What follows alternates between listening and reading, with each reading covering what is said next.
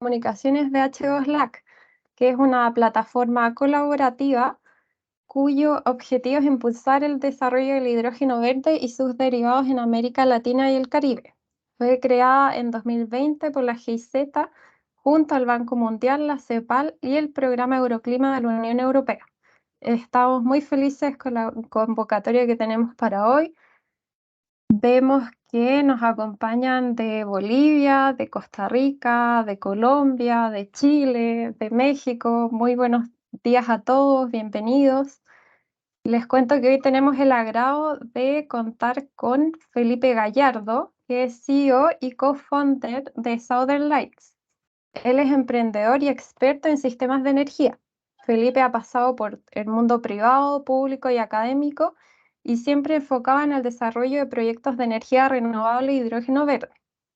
Es oriundo de Chile y antes de fundar Southern Lights, trabajó como ingeniero eléctrico en el sector de energía solar para luego migrar a Italia, donde se especializó en hidrógeno verde. Actualmente vive en Suecia, desde donde dirige Southern Lights, que es una startup para el diseño y simulación de sistemas de hidrógeno verde. Así que muchas gracias, Felipe, por acompañarnos el día de hoy. Por nuestra parte también nos acompaña desde H2App Gloria Cuadra, quien estará a cargo de moderar la sección de preguntas. Les cuento que Gloria es ingeniera electricista de la Universidad de Santiago de Chile y cuenta con más de 10 años de experiencia en el sector. Ha trabajado en empresas de distribución de energía, proyectos de infraestructura eléctrica, en el área de operaciones del Coordinador Eléctrico Nacional y actualmente es asesora técnica de la GIZ para el proyecto H2AP, que entrega apoyo a empresas en el desarrollo de proyectos de hidrógeno en etapa temprana. Antes de comentar, les quería contar que si surgen dudas durante la exposición de Felipe, las pueden ir dejando escritas en el chat. Luego serán abordadas tras su presentación. Y Gloria, adelante, por favor. Bueno, buenos días a todos y a todas quienes nos acompañan desde toda Latinoamérica. Un gusto tenerlos acá. Este es el ciclo de 3 webinars, como bien dijo Gabriela. Este primer webinar se va a tratar principalmente de temas. Felipe, estás compartiendo la pantalla, creo. Y nos vemos todos. Pero bueno, el enfoque de estos 3 webinars es ver un poco más allá de estos proyectos grandes o agendas de gobierno y de aterrizar un poco más lo que sería el hidrógeno. Cómo se puede evaluar un proyecto, instancias de innovación, después un segundo webinar de cómo el hidrógeno podría estar en nuestro día a día. Creo que eso es importante cuando somos capaces de ver los cambios tecnológicos y en este caso de combustibles, de energía, cómo esto puede implicar a nuestra vida.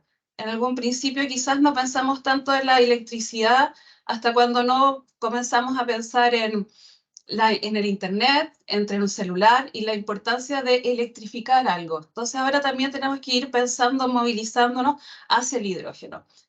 Tiene el honor Felipe Gallardo de abrir este primer webinar. También nos va a contar un poco su experiencia desde lo que es Southern Lights, cómo ha ido gestionándose esto y creo que es la mejor forma para mostrar cómo se puede partir. Así que Felipe, muchas gracias. A todos los participantes también, muchas gracias por estar acá. Reitero que todas las consultas, preguntas por chat, porque después estas las vamos a ir agrupando. Quizás no va a salir la pregunta completa de la persona, pero sí quizás ir tomando un poco el espíritu o la idea central que conlleva. Así que muchas gracias y adelante, Felipe. Muchas gracias por la presentación. Estoy muy feliz y honrado de estar en esta instancia de H2LAC y GIZ y este esfuerzo por hacer un webinar para que hablemos de la industria del hidrógeno verde en Latinoamérica. Yo soy CEO y fundador de una empresa que se dedica justamente a hacer herramientas de software para diseñar y evaluar proyectos de hidrógeno verde y vengo trabajando hace un par de años con eso. Soy chileno y voy a compartir la pantalla a este punto para comenzar con la presentación. Y comenzamos.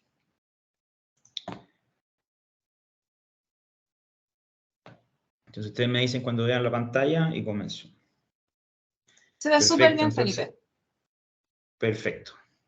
Entonces, como les contaba, yo trabajo en Southern Lights en este momento, que es una startup que fundamos en Suecia junto a socios. Y he trabajado antes de eso en hidrógeno y en energía solar, en particular en Chile. Yo soy de un pueblo muy pequeño del sur de Chile y me pone muy contento que estemos conversando sobre hidrógeno verde y que en el resto de Latinoamérica estemos en algunos casos avanzando tanto más rápido que en el caso chileno para producir hidrógeno verde. En ese sentido les cuento porque me parece pertinente que el nombre de Southern Lights nace cuando yo llegué a Suecia porque estaba muy fascinado yo con las auroras boreales. Entonces, la aurora boreal es algo que siempre quise ver y cuando llegué a Suecia dije voy a ir a conocer las auroras boreales. Y cuando llegué al norte de Suecia a ver las auroras boreales me enteré de que existen auroras australes también y que se pueden ver en el sur de Chile cuando hay condiciones muy especiales y únicas. Entonces, me pareció a mí que era una buena analogía de lo que a veces nos pasa en Latinoamérica, que estamos permanentemente mirando al mercado europeo, a Norteamérica, para hacer cosas de tecnología, para hacer avances, para hacer innovaciones, para hacer desarrollo de proyectos, y a veces nos damos cuenta de que tenemos todos los ingredientes que necesitamos y mucho más para poder hacer, entre otras cosas, hidrógeno verde desde el sur o desde Latinoamérica, tanto en el norte como en el sur de Latinoamérica. Así que esa es la motivación también de hoy, que podamos revisar cuáles son los factores que hacen de la producción de hidrógeno verde un vector interesante y una alternativa interesante y necesaria desde Latinoamérica para el mundo. Y les voy un poco a partir de mi background, que tiene que ver con un paso tanto por la industria como por la academia, como por un paso breve también en el Comité Solar, que pertenece a la Agencia de Desarrollo Económico de Chile, que es Corfo, donde comencé yo a ver estos temas de hidrógeno por allá por el 2016. Entonces me gustaría partir con que hagamos una definición primero. ¿A qué llamamos hidrógeno verde? ¿Qué es el hidrógeno verde? Según la Unión Europea, según una última definición que como pueden ver acá, dice que la Comisión Europea fijó las reglas de qué se define como hidrógeno renovable y luego eso fue validado posteriormente, eso fue en febrero de este año recién. El hidrógeno verde tiene que ver con, en particular, con el hidrógeno que se produce a partir de electrólisis de agua, esto es romper la molécula de agua que es H2O en H2 y en O2. Entonces tenemos oxígeno y tenemos hidrógeno. Y para eso usamos electricidad en una máquina que se llama electrolizador. Y si esa electricidad tiene bajo contenido o baja huella de carbono, el hidrógeno se dice que es renovable o verde. Entonces hay ciertas condiciones con las que hay que cumplir para que el hidrógeno sea verde. Entonces vamos a ver, por ejemplo, que no basta con tener un electrolizador conectado a la red y tener electricidad con cualquier huella de carbono, digamos, básicamente con una huella de carbono alta para que el hidrógeno sea hidrógeno verde. En particular, la Unión Europea nos dice acá que la intensidad de las emisiones de hidrógeno producido a partir de electricidad de origen fósil, es decir, si yo conecto mi electrolizador a la red y en la red hay plantas de carbono o plantas diésel operando, esa intensidad de carbono, de ese hidrógeno que se produce, puede ser mayor incluso a las formas de producción de hidrógeno convencional. Las formas de producción de hidrógeno convencional son a partir del reformado de metano a alta temperatura y eso produce mucho dióxido de carbono. Y la principal motivación que tenemos para hacer hidrógeno verde es descarbonizar eso. Entonces no lo podemos hacer con cualquier electricidad, tiene que ser con electricidad renovable. Y tiene que ser con electricidad renovable de bajo costo. Entonces una de las grandes ventajas que tenemos en Latinoamérica es que tenemos justamente electricidad renovable potencialmente a bajo costo. ¿Por qué tiene sentido partir con algo tan aburrido como la regulación y la norma europea para definir el hidrógeno verde? Porque muchas de las oportunidades de producción de hidrógeno verde y de las oportunidades económicas están relacionadas con la exportación. Y quien quiera exportar a la Unión Europea o a mercados que tengan una fuerte vinculación con la Unión Europea, van a tener que cumplir con las regulaciones que impone la Unión Europea respecto de qué se considera hidrógeno verde y qué no. Así que es importante tenerlo presente. Pero el factor más importante, más allá de cualquier regulación, es que estamos en una crisis climática donde hemos fijado metas como sociedad para descarbonizar nuestra economía y nuestra matriz industrial de aquí al 2050. Y ocurre que no es posible descarbonizar el 100% de la economía sin hidrógeno verde. Sabemos que lo mejor para descarbonizar hoy día, en general, son las energías renovables, para descarbonizar lo que a aplicaciones de electricidad se refiere. Sin embargo, hay una gran porción de la industria, en particular de la industria pesada, incluyendo el transporte, incluyendo la alta temperatura, incluyendo la industria química, es decir, aquella industria donde se producen químicos, que no es posible electrificar de manera fácil. Y por lo tanto, como no es posible electrificar, no es posible descarbonizar directamente usando electricidad de origen renovable. En este orden de aplicaciones es donde el hidrógeno verde se hace atractivo y se transforma en un mercado también. Aquí hay una oportunidad económica, hay que decirlo. Es un desafío complejo. Hay una oportunidad y si lo hacemos mal también podemos cometer errores, podemos tener un impacto ambiental fuerte. Entonces, hay una oportunidad económica grande de desarrollo para las distintas regiones de Latinoamérica con potencial de producción, pero también hay desafíos que hay que cumplir para que esto tenga un resultado neto que sea positivo, ¿no? Descarbonización y también desarrollo económico local. ¿Y por qué desarrollar proyectos de hidrógeno verde? Más allá de que existe una demanda que se está desarrollando y que está creciendo, impulsado por los incentivos económicos que está poniendo tanto Estados Unidos como la Unión Europea, como algunos países de Asia, se presenta esta oportunidad viable porque hay países que pueden producir, utilizando energía renovable lo suficientemente económica, pueden producir hidrógeno que sea competitivo incluso con los niveles de precio del hidrógeno gris en ciertas aplicaciones. Y cuando analizamos los costos de producir hidrógeno, y lo vamos a ver más en detalle, vemos que uno de los principales factores que afecta el costo del hidrógeno, cuando yo quiero comprar hidrógeno verde en dólares por kilo, uno de los principales factores es el costo de la energía. Y el otro es el costo del CAPEX, cuánto me cuesta invertir en los equipos. Entonces, los costos de CAPEX, cuánto me cuesta invertir en los equipos, están bajando impulsados por programas de desarrollo tecnológico. Y los costos de energía tienen mucho que ver con economías de locación. Lugares como el desierto de Atacama en el norte de Chile, en el sur de Perú, en Bolivia, muy buena radiación, en La Guajira, lugares con muy buen viento, en México, en Costa Rica, son buenos lugares para producir hidrógeno si es que logramos tener energía lo suficientemente económica.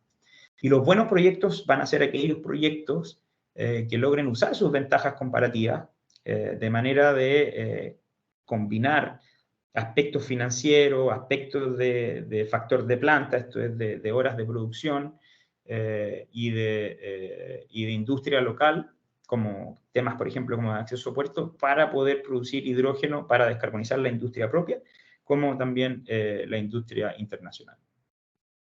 Entonces, los proyectos de hidrógeno son relativamente complejos. En general son más complejos desde un punto de vista topológico que un proyecto solar, donde yo instalo y tengo radiación solar, instalo los paneles, los conecto a un equipo de inversión y tengo una inyección y hago una conexión a una red eléctrica. Los proyectos los proyectos de hidrógeno tienen muchos componentes y tienen muchos actores, tal vez tantos como cualquier gran proyecto de infraestructura energética. Y lo más importante en el caso del hidrógeno es partir por la demanda. A diferencia de lo que son los proyectos eléctricos convencionales, donde uno tal vez parte por encontrar cuáles son los mejores lugares para producir electricidad solar o electricidad eólica o un proyecto de biomasa, cuando pensamos en hidrógeno tenemos que pensar principalmente y mucho más que en otros mercados en la demanda. ¿Quién es el off-taker? ¿Cuáles son las características de este off-taker? ¿A qué precio puede comprar? ¿Qué razones tiene para comprar? ¿Quiere descarbonizar?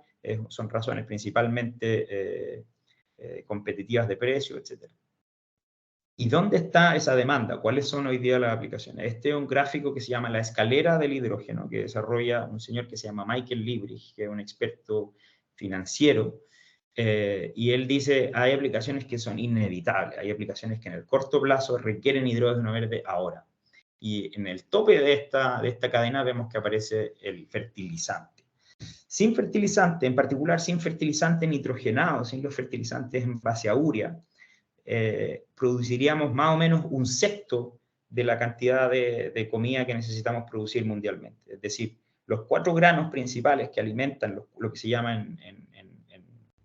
en la cadena de alimentación, los 4 pilares de alimentación de la humanidad, requieren fertilizante nitrogenado y sin fertilizante nitrogenado su producción cae drásticamente. Entonces el fertilizante necesitamos producir.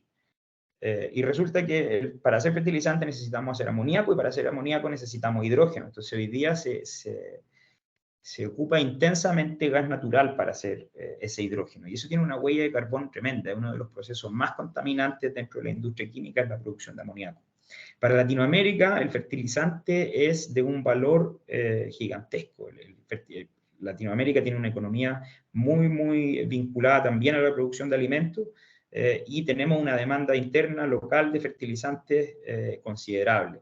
Tanto así que cuando fue la guerra, cuando comenzó la guerra en Ucrania, que Ucrania también es uno de los principales actores en la cadena de suministro de fertilizantes, se comprometieron los precios y las cadenas de suministro de fertilizantes en Latinoamérica, y muchos países de Latinoamérica terminamos pagando sobreprecio en acuerdos de largo plazo, a valores mucho más caros de lo que nos hubiese costado proveer el fertilizante a partir de hidrógeno verde.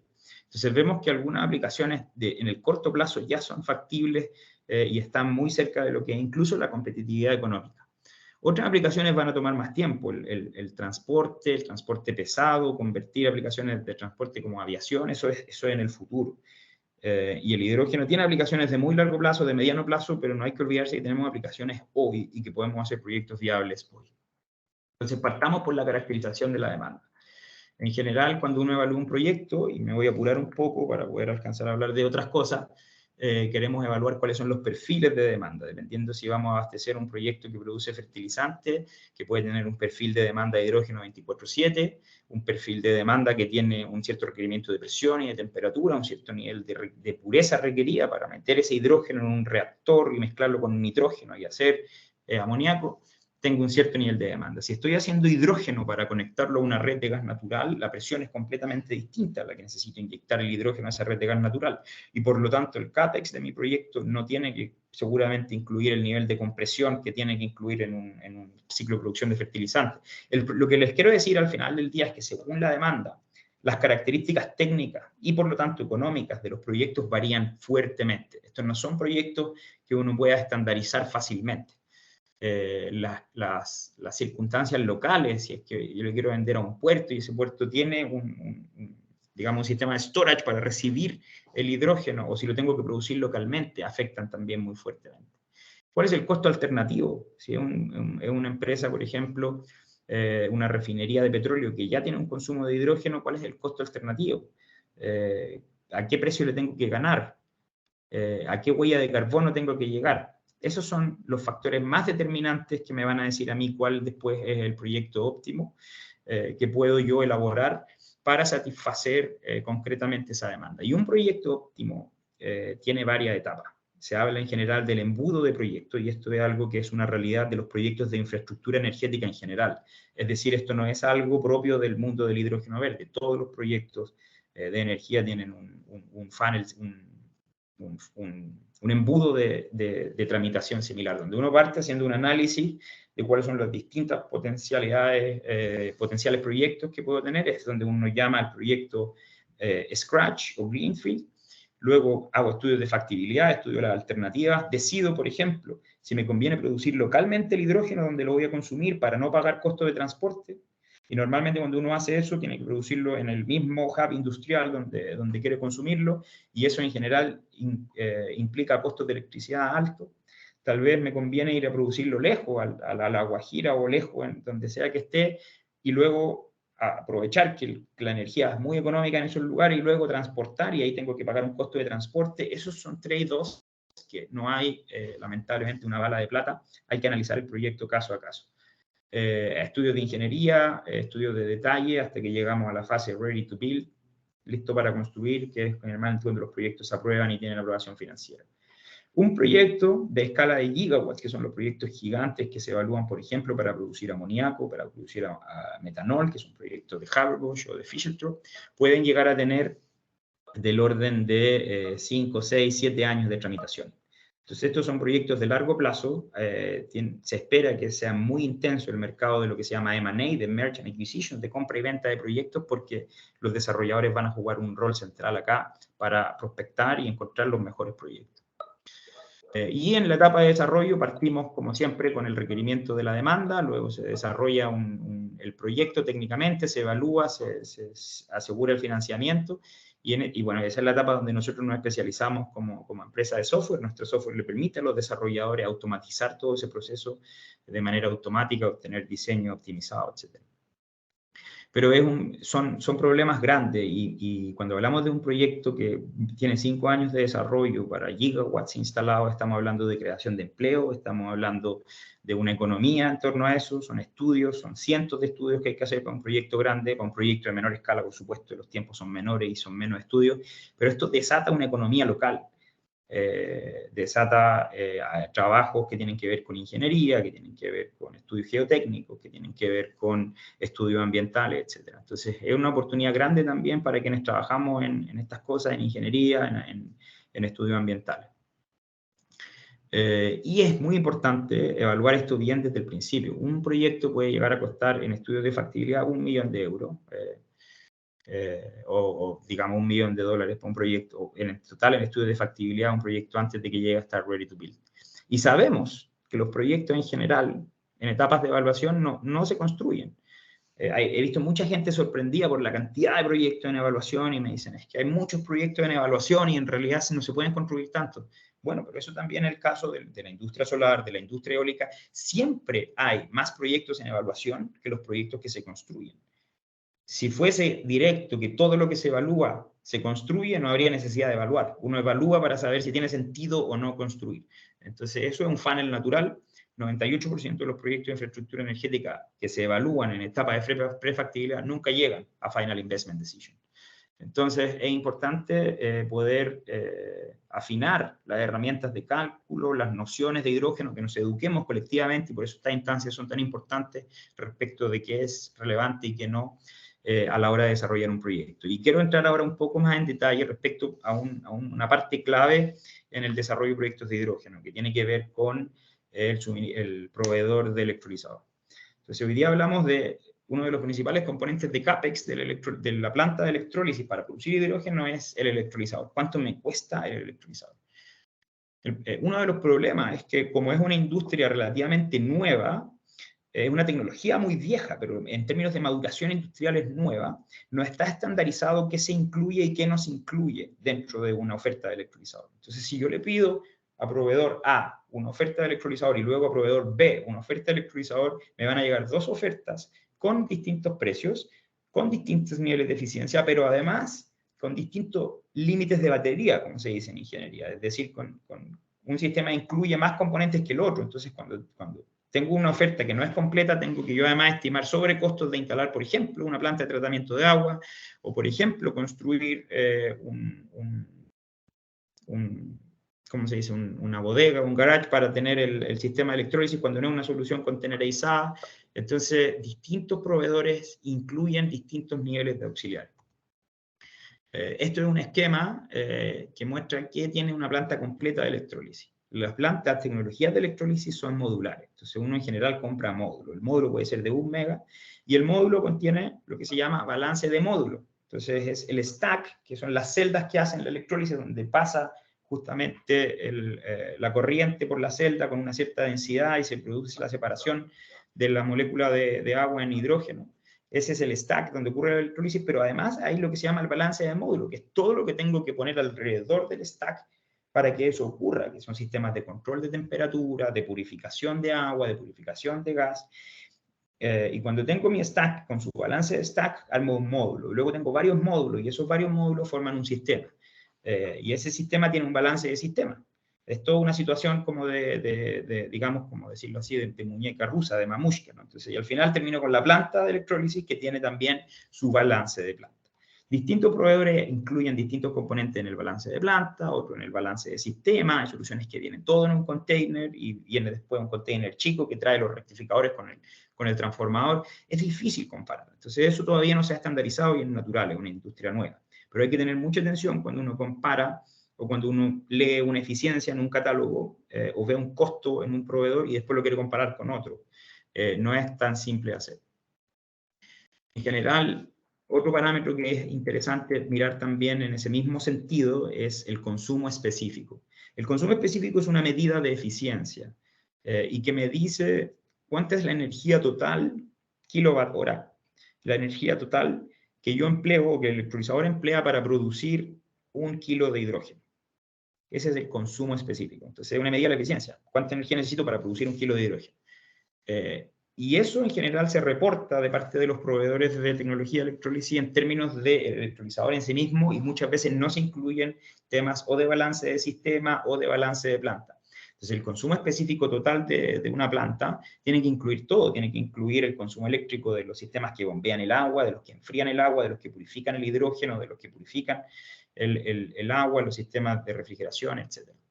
Entonces hay que poner atención, además, porque ese consumo específico, esa energía, se degrada en el tiempo. Depende del punto de operación. Si estoy conectado a un parque eólico y en un determinado momento la energía es 0, o es 10, o 20, o es 30%, la eficiencia del electrolizador funcionando 30% es distinta que funcionando al 100%.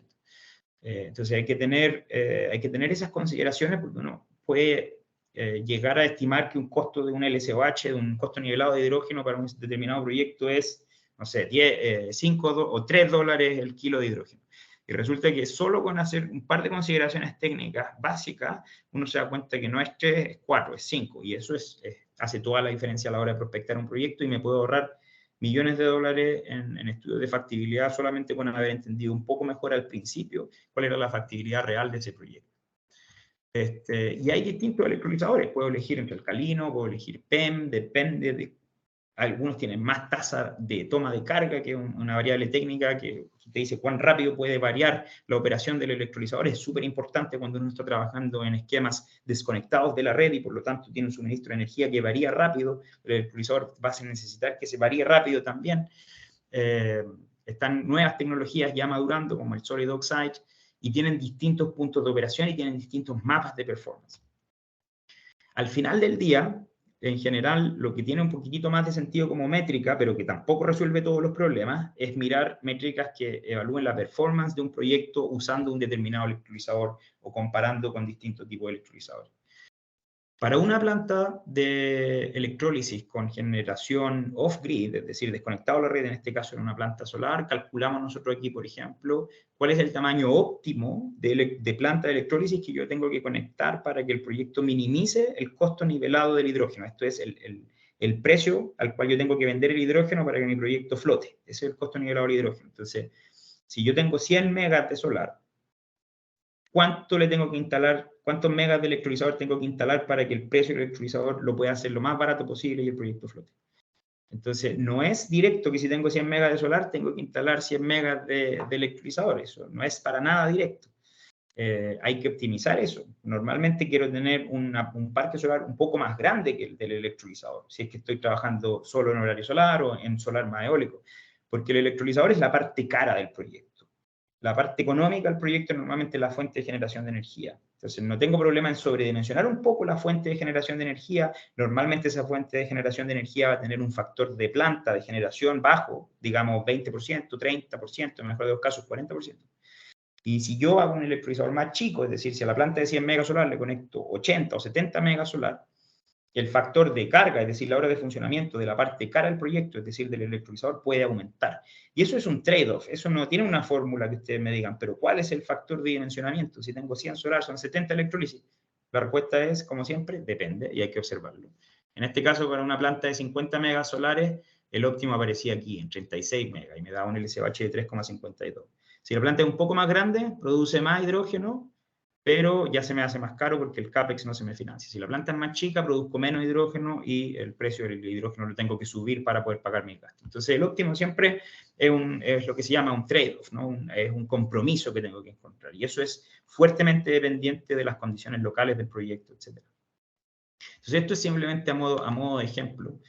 Pero cuando hablamos de hidrógeno, y este seminario se llama Más allá de la producción del hidrógeno, tenemos que hablar de para qué se hace. Y normalmente queremos hacer algo con ese hidrógeno. Una de esas cosas es, por ejemplo, producir fertilizante, otra es producir combustible, otra es acoplarlo directamente a procesos para la fabricación de acero, que eso se llama acero verde, que está muy, muy de moda últimamente, porque se espera que ya al 2030 en Estados Unidos el acero verde sea más barato, por ejemplo, que el acero convencional, y que reduzca fuertemente la huella de carbono. Entonces, las plantas... Ya hacer una planta de hidrógeno con un asset renovable es difícil, técnicamente hay que verificar cuál es el óptimo, el tamaño, etcétera. Conceptualmente tiene sus dificultades y incluir un sistema aguas abajo que procese ese hidrógeno y calcular todo esto y optimizar todo esto, tanto en su dimensionamiento como en su operación, es todavía más complejo. A la izquierda pueden ver en este caso una planta de Haber-Bosch convencional. Entonces, la planta de Haber-Bosch es la que produce amoníaco. ¿Por qué la pongo aquí? Porque mucha gente piensa que es básicamente el Haber-Bosch de una tecnología madura y se trata, cuando uno quiere hacer amoníaco verde, de cambiarle el suministro de hidrógeno al Haber-Bosch y cambiarle, en vez de hidrógeno gris, le doy hidrógeno verde y listo, produzco amoníaco verde. Resulta que el Haber-Bosch ha estado por 100 años optimizado para funcionar con hidrógeno gris. Y el hidrógeno gris, cuando yo lo produzco mucho calor también. Entonces, el ciclo de Haber-Bosch está optimizado para trabajar con calor de alta temperatura. Todos los compresores corren con calor de alta temperatura. Entonces, cuando yo quiero hacer hidrógeno verde, tengo que reemplazar el hidrógeno gris por verde, pero además tengo que electrificar todos aquellos componentes que estaban optimizados para trabajar con calor. Entonces, no basta, por ejemplo, con ver cuál es el consumo específico de un ciclo de Haber-Bosch convencional y decir, el ciclo de Haber-Bosch consume, no sé, 1 kWh por kilo de amoníaco, y aplico eso en mi proyecto, en mi Excel, y calculo cuánto me cuesta el amoníaco. No funciona así. Va a consumir más electricidad el ciclo de Haber-Bosch, va a depender mucho su operación. Si estoy trabajando en un perfil solar para suministrar el hidrógeno, tengo que producir el hidrógeno en horario solar, el Haber-Bosch tiene que funcionar 24/7, tengo que poner un storage, un almacenamiento de hidrógeno entre medio de la planta de producción de hidrógeno y la planta de producción de amoníaco. Ese almacenamiento no solo tiene que ser intradiario, porque en invierno la producción baja completamente, entonces ni siquiera alcanzo a llenar mi almacenamiento en invierno, si es que estoy trabajando con solar. Entonces, tengo que controlar la operación del ciclo de Haber-Bosch, tengo que tener una componente del almacenamiento que tal vez sea estacional y no solo intradiario. Son muchas las complejidades.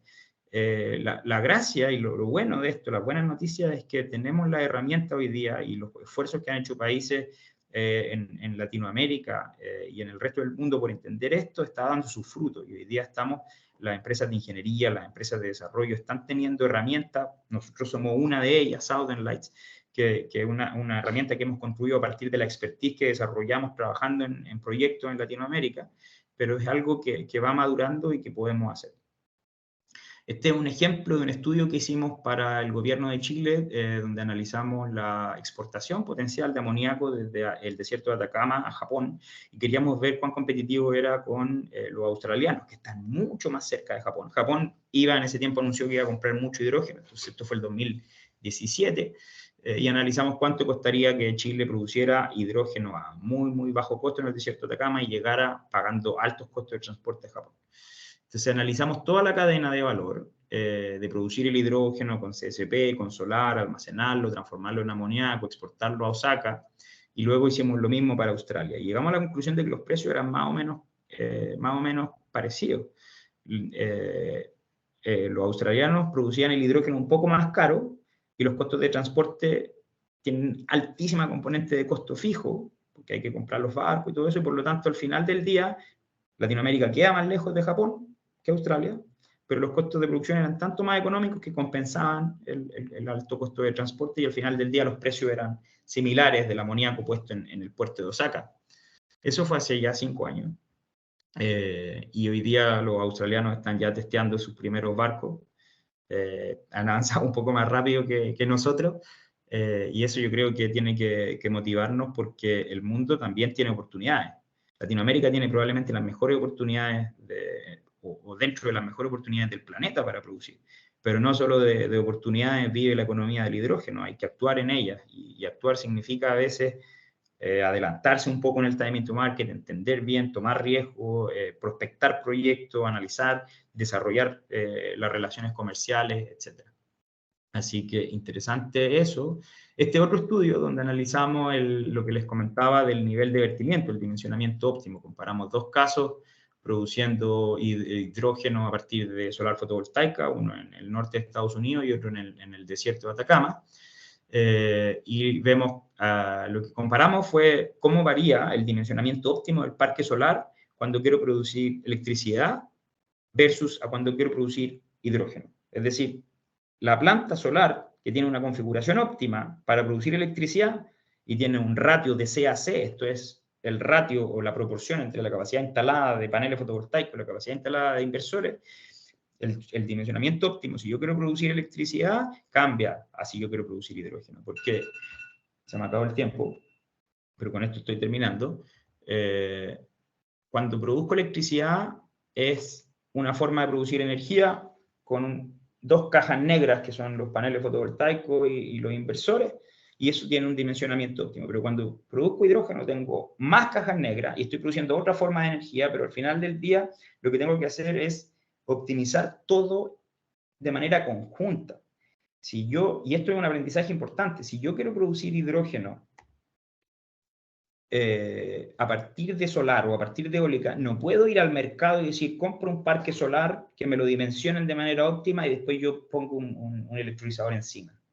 El parque tiene que estar dimensionado conjunto, porque si yo dimensiono lo solar por su cuenta para minimizar el LCOE o el costo de energía y lo hidrógeno en su cuenta, tomando el parque de solar como un input, voy a llegar a un resultado subóptimo. Esto es un sistema complejo, pero está interconectado. Entonces hay que mirar las soluciones de manera integral.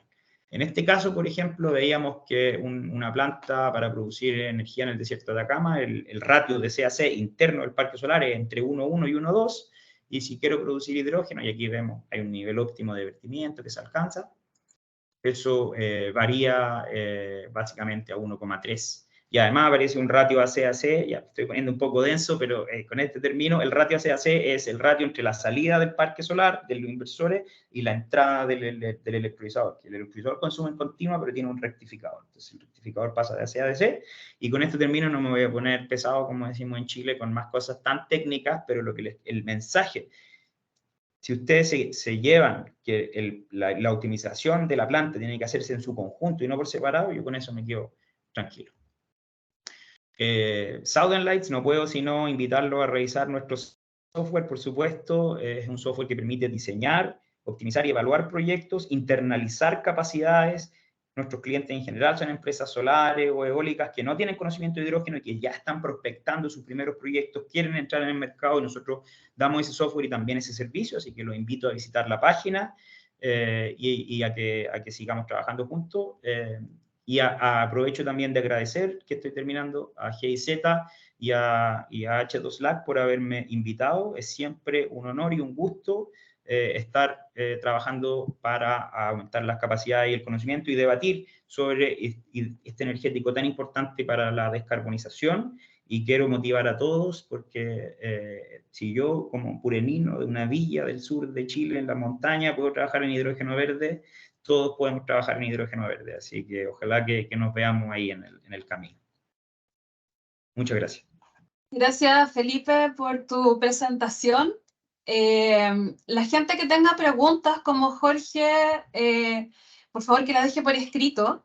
Yo sé que van a haber ahora muchas preguntas porque la gente estaba muy atenta preguntando, muy atenta a la exposición, que fue súper buena y bien educativa. Como todavía no hay preguntas, tengo que partir con preguntas yo. Consulta, porque yo tenía otra idea, y es que cuando uno piensa, por ejemplo, en el vertimiento de energía solar o los problemas grandes que tenemos en Chile con el tema de que tenemos mucha energía disponible a un costo prácticamente cero, y que además eso nos está colapsando las líneas de transmisión. ¿Cómo yo podría utilizar desde tu punto de vista esta energía sobrante para producir hidrógeno? De hecho, se habla que el hidrógeno, junto con el almacenamiento, es una buena alternativa para el vertimiento y descongestionar las líneas de transmisión. Pero tú me estás diciendo primero, oye, cuando quieras ver un proyecto en hidrógeno, dimensiona tus requerimientos eléctricos y como casi construyelos. ¿Tienes alguna noción de cómo verlo desde otro lado? Sí. ¿Desde la perspectiva del vertimiento? Sí.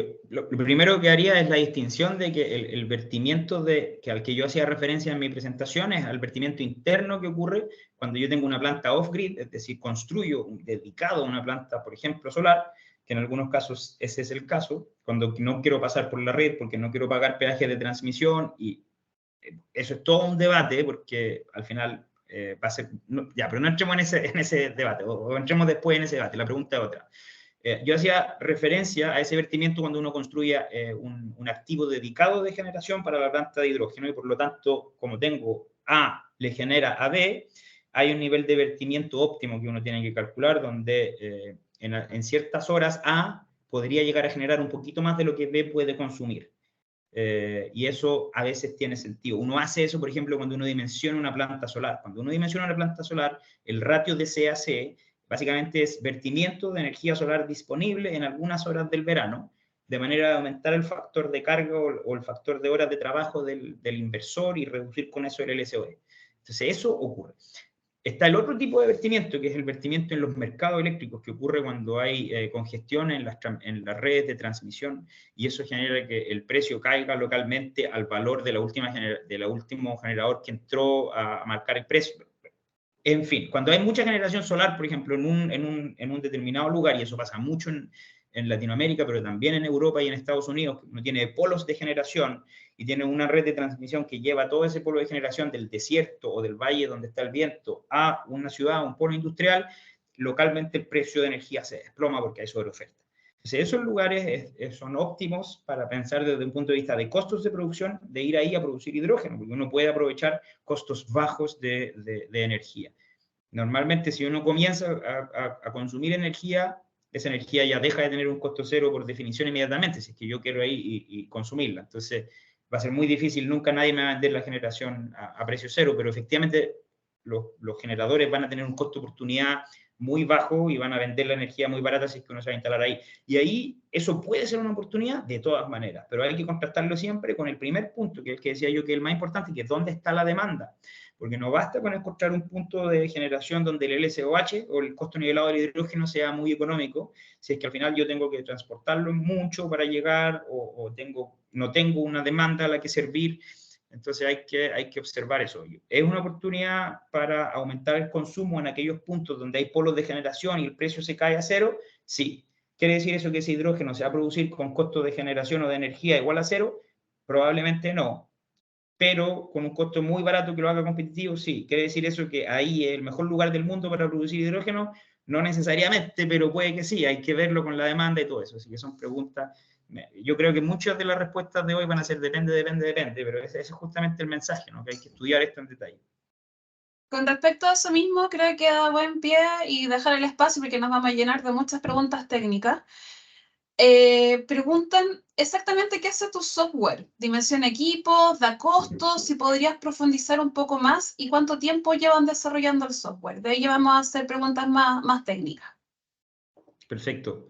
Muchas gracias por la pregunta. Yo vengo trabajando con hidrógeno desde el 2016, de la Corfo, cuando se abrió el programa de combustibles solares, así se llamaba en ese tiempo, y empecé a trabajar en una consultora de hidrógeno, que fue una consultora que armamos con unos colegas italianos en el 2018, y nos dimos cuenta, y ahí empezamos a hacer estudios de prefactibilidad para empresas solares que habían visto nuestros estudios y decían, oye, ayúdanos, queremos hacer un estudio de prefactibilidad, quiero saber si me conviene ir a producirlo lejos del hidrógeno, con bajos costos de energía. Estimado Ivo, por la intensidad de lluvia, creo que por mi parte... Por favor, debemos... Ignacio, necesitas apagar tu micrófono, gracias. Ya, son cosas que, gajes del oficio. Entonces, es que en Santiago, en Chile por lo menos está lloviendo harto, ¿ah? Santiago viene una lluvia entretenida. Ya, sigamos, Felipe. Ya. Entonces, lo que yo les decía es que con esta consultora hacíamos estudios de prefactibilidad y de lo que nos dimos cuenta es que nuestros clientes, que eran empresas de energía renovable en su mayoría, sabían hacer mucho mejor que nosotros y que cualquier consultor su estudio de prefactibilidad, pero les faltaba la herramienta, porque el conocimiento del hidrógeno no está productizado. No tenemos el PV-Syst, que es lo que se usa en solar, o el Rated Power, que es lo que se usa en solar, o el Wind Pro, que es lo que se usa en eólico, en hidrógeno. Entonces yo dije, aquí hay que desbloquear esta industria. Hay que permitir que los jugadores de la industria, los desarrolladores, puedan internalizar este conocimiento, entrenar a sus equipos, prospectar sus proyectos y hacer sus estudios de prefactibilidad.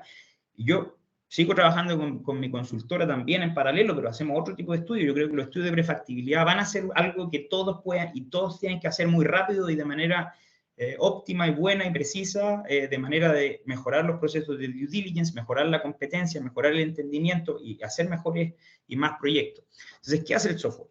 Uno puede diseñar proyectos, uno puede decir off-grid, on-grid, dimensionar un PPA o darle un input de energía que venga de lo que yo simulé para mi planta solar con resolución horaria. Puedo elegir los tipos de electrolizadores. Tenemos un catálogo de electrolizadores comerciales. Uno puede escoger ahí Nel, Cummins, NEA, Stargate, etcétera. El modelo específico, y tenemos compilados los datasheets que los mezclamos con nuestros modelos de predicción de la performance, que fue la razón por la que me vine a Suecia, que terminé haciendo después mi doctorado en predicción de la performance de sistemas de electrólisis. Combinamos estos algoritmos avanzados matemáticos con los datasheets de los proveedores. Entonces tú puedes elegir en el software qué electrolizador quieres usar, modelar su degradación, entender sus costos, ver por hora cuánto hidrógeno se produce en 20 años, oxígeno, y ver cuál es el LCOH, cuál es la configuración que optimiza ese LCOH. Puedes generar automáticamente reportes, cash flows. Entonces es una herramienta para desarrolladores de negocio, para desarrolladores de proyectos, en etapas de prospección. No es una herramienta de ingeniería, no se puede hacer ingeniería avanzada aún. Estamos decidiendo si vamos a avanzar o no en esa línea. Me refiero a que uno no puede calcular la materialidad o el diámetro de un piping que conecta, pero sí puede ver cuán grande tiene que ser el proyecto, lo que le estaba diciendo, cuántos megas necesita el electrolizador para minimizar el LCOH cuando tengo una planta solar instalada. Ese tipo de análisis, un software de diseño, simulación y evaluación y optimización de proyectos de hidrógeno. Uy, se nos cayó Felipe. Ya, veamos. Entonces, mientras tratamos de que vuelva Felipe, voy a ver qué puedo responder yo. A ver, veamos. ¿Qué tan incipientes son las políticas de Estado, liberar impuestos y demás para poder establecer una planta generadora?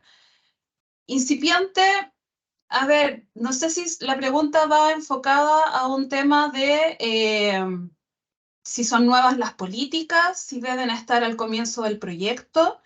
Creo que eso depende de cada país. Y también queremos responder un poco esas preguntas en el tercer webinar. No quiero hacer spoiler, pero el tercer webinar debe ir un poco más hacia las políticas. Ahí volví. Sí, Felipe, te habías caído, así que estaba yo respondiendo cosas que sí podía hacer yo. Veamos.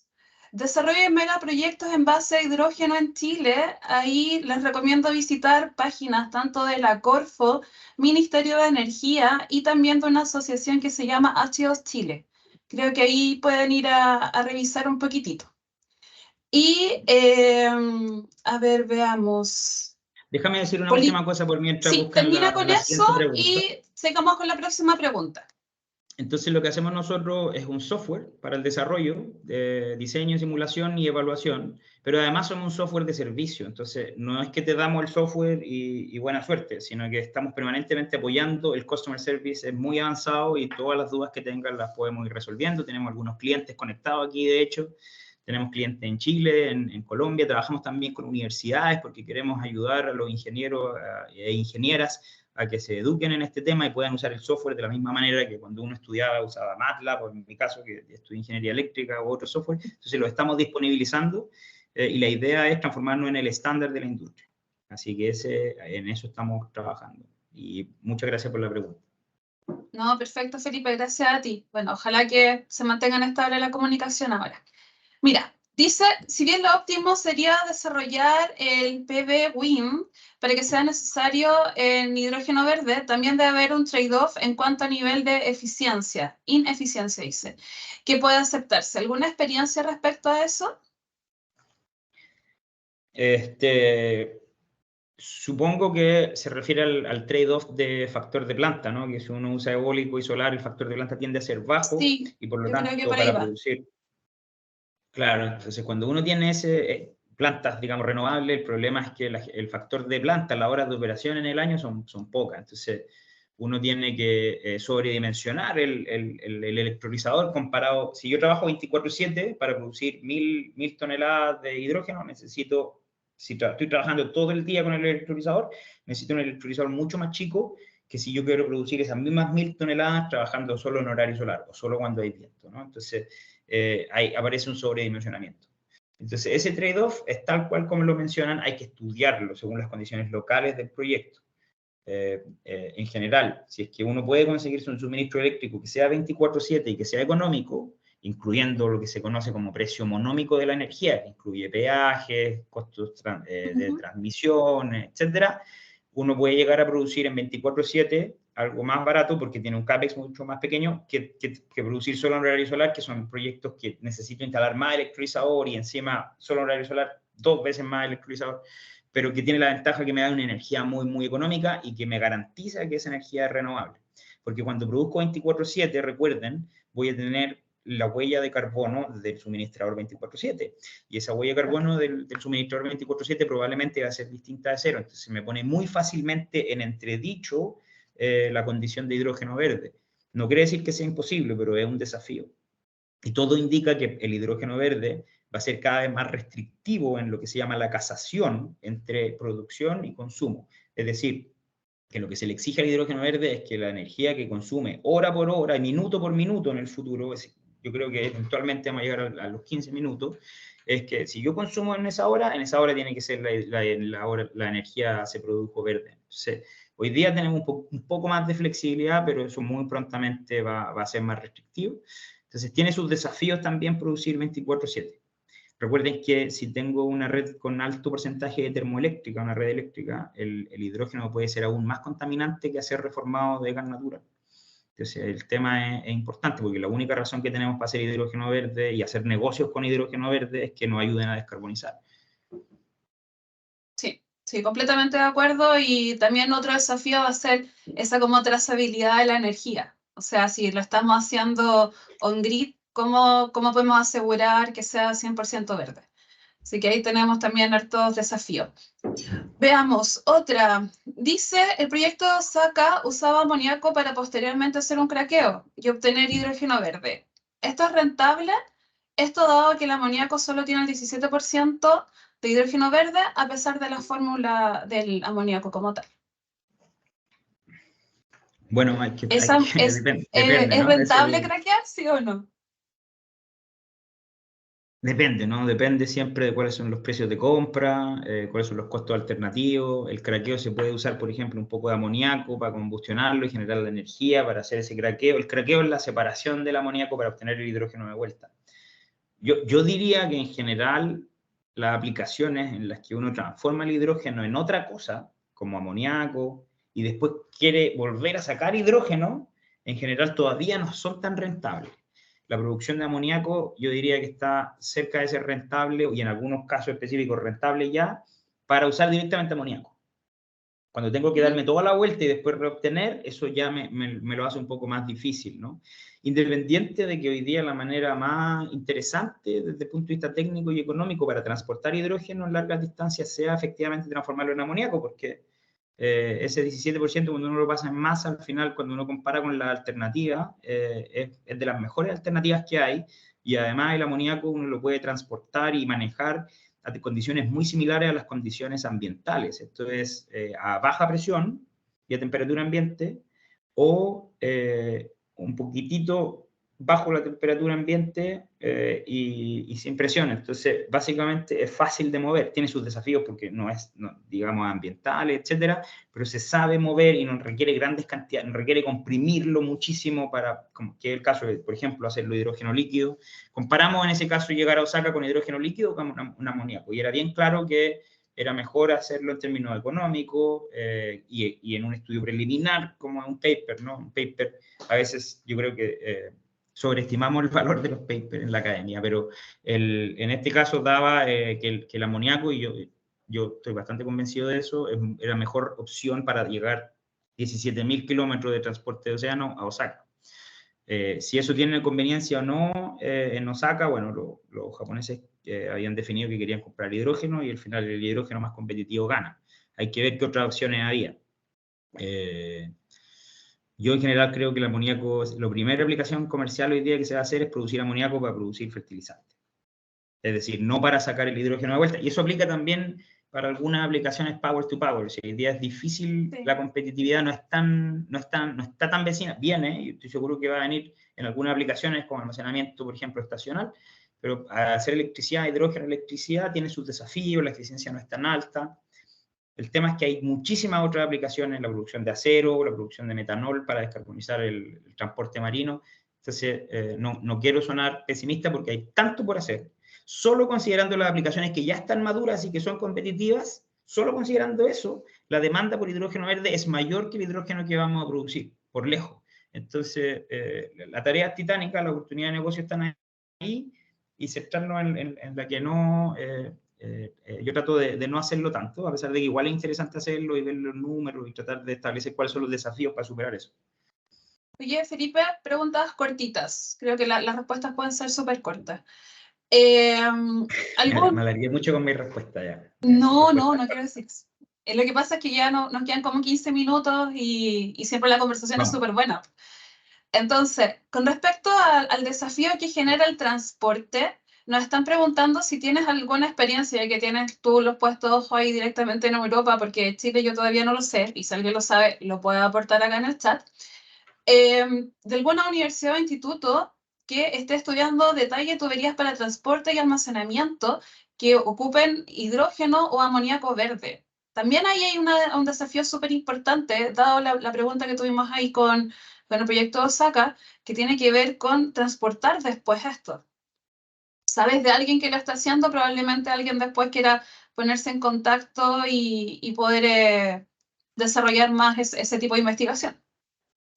Sí, bueno, hay una serie de institutos europeos y de universidades trabajando con estos temas, y hay muchas startups, iniciativas comerciales de innovación. Yo en particular aquí tengo contacto con KTH, que es el Royal Institute of Technology, que es donde estamos nosotros incubados como startup también, y que hay gente que investiga mucho el tema del almacenamiento, en particular el Departamento de Ingeniería Química. Yo diría que el paper de Large Scale Hydrogen Storage, almacenamiento de hidrógeno a gran escala, es el paper más leído de la historia en el Journal de Hydrogen Energy, que es el más leído del tema de hidrógeno. Igual en el caso es un enfoque académico, pero gente que sabe muchísimo, así que de todas maneras, eso en el caso de Suecia, en Alemania también hay muchísimo, en Jülich se hace mucho, en Aachen. Es el tema hay un chiste a nivel académico que se dice que si uno trabaja, por ejemplo, es biólogo y quiere ganarse fondos, tiene que ponerle que lo hace con hidrógeno, porque toda la plata está yendo a hidrógeno. Hay una apuesta muy fuerte en la Unión Europea y en Estados Unidos por desarrollar el hidrógeno para ganar independencia energética también a nivel geopolítico, y todo un factor ahí. Ya, respuesta corta, la dejo ahí. Ya, después ahí a ver si podemos compartir esos links o los contactos con la universidad. Dentro de tu software, de tu startup, ¿tienes simuladores considerados en los proyectos? ¿En esta caja negra hay simuladores como para decir tu proyecto es rentable o no? Sí, nuestro software es un simulador. Entonces uno diseña y luego puede generar un tipo de caso, y luego aprieta un botón y ocurre una simulación que simula el diseño que yo hice y los escenarios que yo hice, y ocurre esa simulación, y luego uno hace la evaluación técnica y económica en base a resultados de simulación. Entonces, esa es una de los fuertes que tenemos. Perfecto. Aquí están preguntando desde tu experiencia, fuera de las tecnologías de electrólisis, si existen otras tecnologías que sean más viables a mediano plazo para la producción de hidrógeno, teniendo la disponibilidad de recursos en las regiones y costos de energía. Tremenda pregunta. Sí. No me quiero meter en las patas de los caballos, porque mi respuesta, si me lo preguntan a mí, yo diría que no hay una tecnología tan madura hoy día como la electrólisis, pero para ser honesto, soy mucho más ignorante de otras energías que lo que soy de electrólisis, y he estado trabajando muy metido en electrólisis hace tiempo, entonces no quiero... comercialmente, de seguro que no hay otras alternativas tan maduras como tenemos hoy día el alcalino y el PEM, o incluso el solid oxide, que son tipos de electrolizadores. Sí que hay, por supuesto, el hidrógeno de origen de biomasa, que puede ser con pirólisis. Comercialmente no es algo que esté en boga hoy, pero que tiene una potencialidad tremenda. Y luego hay un nuevo trend, una nueva moda, digamos, que se está evaluando desde el punto de vista aquí en algunos lugares en el norte, que es el hidrógeno verde natural. Entonces, como encontrar gas natural, y uno encuentra hidrógeno y usa ese hidrógeno. Entonces, uno usa ese hidrógeno, por ejemplo, si uno mete ese hidrógeno en una fuel cell, genera agua, y no es un hidrógeno que para extraerlo tenga una alta huella de carbono. Entonces, eso todavía no está maduro, pero Ya, pero son a ver, cosas que están espérate. pasando. Consulta, súper bien gas natural, pero tú al quemar gas, porque lo vas a necesitar combustionar, ¿no? No, ¿Vas a hidrógeno producir natural. gases de efecto Hidrógeno. invernadero? Po? Claro, pero este es hidrógeno natural. Es una nueva tendencia, por ejemplo. Está, como por decirte que hay un montón de otras tecnologías y hay una de ellas, o una tendencia, es extraer directamente el hidrógeno en estado natural desde... Hay lugares donde tú puedes encontrar en el subsuelo hidrógeno natural. Ah, ya, ya, como minas de hidrógeno. Claro, es una Sí, nueva sí, tendencia. lo Que había ya también no escuchado. voy a hablar mucho más que eso porque también soy bien ignorante de ese tema en específico. Sí, yo también. Yo sé que en Alemania estaban viendo un poco más de aquello. Oye, una pregunta que está súper entretenida, y puede que aquí casi se nos termine el webinar. Dice, ¿tiene experiencia o conoce el tema de certificación de hidrógeno verde? Porque creo que los países europeos no se han puesto de acuerdo. Como que existen muchas certificaciones. ¿Por qué? Y aquí creo que es súper importante esta pregunta. Una de las cosas primeras que tú dijiste es que tenemos que, como país o como región, pensemos en Latinoamérica, aparte de potenciar la demanda del hidrógeno, también tenemos que pensar en que esto se va a vender hacia Europa principalmente. Entonces tenemos que cumplir con las normas. Para cumplir con las normas hay que certificarlas. ¿Qué pasa? Correcto. A ver, entonces, desde el punto de vista regulatorio, siempre lo que ocurre primero es que se establece una ley y luego se establece la norma y luego se establecen los mecanismos para cumplir con esa norma, que es la que uno tiene que cumplir con la norma y cumplir con la ley, ¿no? Entonces, eso es como más o menos como lo entendemos en Chile, y hay casos famosos de la ley de servicios complementarios que nos hemos demorado mucho en ponernos de acuerdo para escribir luego las normas y los procedimientos específicos. Yo le perdí después esa discusión, no sé si efectivamente ya salió o no, así que no quiero, pero ya, bueno, no voy a hablar de eso, voy a hablar de hidrógeno. El 13 de febrero, la Comisión Europea definió las reglas para la producción de hidrógeno y para qué es considerado hidrógeno renovable. Entonces se definió que si uno que tiene que ser hidrógeno a partir de energía verde, que esa energía verde tiene que ser nueva energía verde, es decir, si yo tengo un parque solar de más de 4 años o de 2 años existente y yo le pongo un electrolizador, ese hidrógeno no es verde, es decir, tiene que ser energía verde recién instalada y tiene que haber un match cuando compro energía de la red entre esa energía de la red que estoy comprando y la originación de esa red. Entonces se ha reducido mucho la discusión.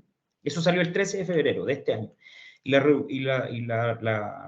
discusión se ha centrado mucho en la certificación de que la electricidad que yo estoy comprando es verde. Ese es como el principal, ese es el quid del asunto, sí, porque al final estamos hablando de hidrógeno electrolítico, de agua. Entonces, es la electricidad verde, el hidrógeno va a ser verde. Ahí se centra toda la discusión. Yo entiendo, lo estoy viendo acá, el 20 de junio del 2023 formalmente se adoptaron esas reglas. Yo no soy un experto regulatorio, pero entiendo que ya como que la discusión va convergiendo. No sé si esto significa que ya está exactamente el mecanismo definido para definir esas reglas que salieron en febrero y que formalmente se adoptaron en junio, si ya se puede exactamente considerar eso. Y ahora, luego nace todo lo que son las empresas de certificación, que son las empresas que certifican, o los mecanismos que certifican que tú cumples con esa norma, que esa ya es la última pata, ¿no? Y ahí yo sé, bueno, tengo varios colegas que trabajan en eso y hasta donde yo entiendo es todavía un desafío.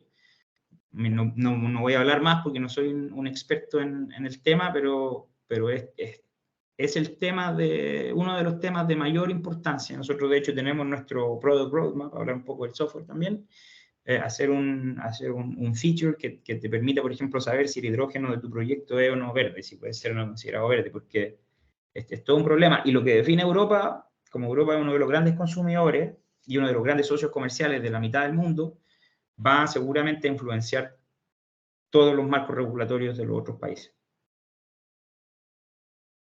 Gracias. Tenemos, de verdad, hartas preguntas a medida que está pasando la conversación, van saliendo nuevas dudas. Comentarios desde que en España hay harto estudio sobre tuberías, diferentes mezclas, por ejemplo, con gas natural. Una pregunta quizás que no sé qué tan corta sea de responder, pero tiene que ver un poco con tu software. Dice, ¿qué criterios estás utilizando para definir la tasa de descuento que usas en tus evaluaciones de proyecto de hidrógeno verde? Esa es una típica pregunta es un potencial cliente, así que le vamos a decir que me llame, tiene mi email, Y el criterio es básicamente tenemos un módulo de Project Finance, entonces uno define una tasa de descuento para el equity holder, un interés bancario, un tenor de un préstamo, costo de cierre de la deuda, impuestos de primera categoría, depreciación, etcétera, etcétera, y se obtiene luego con la WACC, con la metodología de cálculo financiera clásica. Más que eso no voy a decir porque no quiero transformar esto en un seminario sobre el software nuestro, pero encantado de tener esa conversación más en detalle con la persona que está preguntando. Perfecto. Dentro de los proyectos que tú has visto en Europa, yo creo principalmente, o tu experiencia en general, estaba preguntando si tienes experiencia en reconversión de puertos para exportación de hidrógeno verde. Sí, mira, nosotros aquí yo trabajo con varios colegas que algunos son más expertos que yo en otros temas y es un tema que evidentemente está muy, muy en boga aquí, en particular por lo que es el puerto de Rotterdam, las iniciativas de puertos en Alemania, en España y también en Latinoamérica. Entonces, yo en lo personal no tengo mucha experiencia de eso, pero sí que el equipo con el que trabajo vemos cosas de ese estilo todo el tiempo, ¿no? Así que Southern Lights en particular es un esfuerzo colectivo interesante de distintas capacidades y en Suecia tenemos algunas iniciativas respecto a aquello en el puerto de Gotemburgo, que es el que está en la costa oeste. Así que no, es un tema con el que trabajamos todos los días y es un tema súper importante porque muchas de las oportunidades de producción de hidrógeno, ir a buscar el hidrógeno donde el costo de energía renovable es muy económico, significa que muchas veces vamos a tener que exportarlo y eso pasa por puertos, pasa por infraestructura también de tubería submarina, etc. Perfecto. Insisto, toda la gente sí súper interesada en el software. De hecho, preguntan cómo se llama, si tienes ejemplos de las aplicaciones del software. Qué bueno que está teniendo harta demanda aquello. Sí, ahí pusimos el nombre No, me da un Southern poco de pudor porque me invitaron a hablar de hidrógeno y yo hablé un poco del software, entonces encantado de tomar, les dejo también mi email, tienen todo para que hablemos del software, pero yo les pediría que hablemos más de otras cosas, por mientras el software yo me dedico a eso, así que encantado de tomar reuniones, agendar reuniones de presentación, de demostración del software. Es mi negocio, pero sí, más cosas tan específicas del software preferiría dejar para otro día. Sí, de todas maneras. Preguntan cuáles son los costos estimados para la producción de hidrógeno verde. Esa pregunta es súper macro. Es buena la pregunta. La respuesta es que depende. En general uno tiene que mirar a cuál es el CAPEX. Las partidas de CAPEX están dadas por los costos de equipos que uno elige, por los costos de desarrollo, por los costos de instalación, algunas partidas de costos, digamos, indirectos que aparecen en algunos proyectos. El OPEX que puede ser los costos de operación y mantenimiento, los costos de agua. El agua en general no afecta mucho en términos de precio, pero es una variable muy importante porque se puede llegar a consumir mucha agua desde el punto de vista ambiental. Esas son las principales variables, digamos, asociadas a la planta en general. Y luego tenemos el costo de energía. Si yo te dijera las dos principales variables, energía y CAPEX. Y la energía puede variar tanto, dependiendo si es solo en horario solar, si es 24/7, si es en horario eólico, si es que estoy en Chile, si es que estoy en Perú, si es que estoy en Bolivia, si es que estoy en Brasil. Varía tanto el costo de la energía y varía tanto el CAPEX, porque desarrollar en un lugar es muy distinto a desarrollar en otro, que no podemos decir cuánto es el costo estimado. Uno puede decir, el electrolizador PEM tiene un costo referencial de $800 por kilowatt del 2027 o el 2030, si es que uno hace un proyecto de 100 megas para arriba. Cosas de ese estilo uno puede decir, pero no tiene mucho valor a la hora de evaluar un proyecto en específico, ¿no? Eso hay que conjugarlo en la especificidad de cada proyecto. Sí, nuevamente, como la vida de todo ingeniero, nuestra respuesta es depende. Depende de qué. Bueno, yo creo que ya estamos en la hora, 1 hora y cuarto, que ha pasado en verdad súper rápido. Gracias, Felipe, por tu tiempo, gracias por compartir tu experiencia con nosotros. Me gustó mucho también la referencia que tiene el nombre de tu empresa. Me acordé también de Angie, no sé, lo que era en los 80, un cómics, que era una niñita que salía a buscar una flor de los 7 colores y la tenía al lado. Pero también ese viaje el que te deja y el que hace la historia, ¿no? El que te está diciendo, esta ha sido mi experiencia buscando algo, quizás como una aurora boreal, como una flor de 7 colores, o descarbonizar la matriz energética. Tenemos muchas opciones y un viaje súper interesante. Creo que la invitación es atreverse a hacer que programas como el de H2AP apoya también eso a las distintas empresas en que se inicien las conversaciones. Es algo muy de GIZ también, ¿no? Que podamos relacionarnos, que podamos poner en la mesa cuáles son nuestras necesidades, nuestras inquietudes y a partir de eso poder conversar y trabajar también. Así que nuevamente muchas gracias, Felipe. Ya con esto nos estamos despidiendo. Diga, por favor. Cosa cortita quiero decir antes de irme. Estamos nosotros representando a Latinoamérica en un concurso de startup que estamos luchando contra el cambio climático. Entonces hay una votación y les dejo el link aquí en el chat.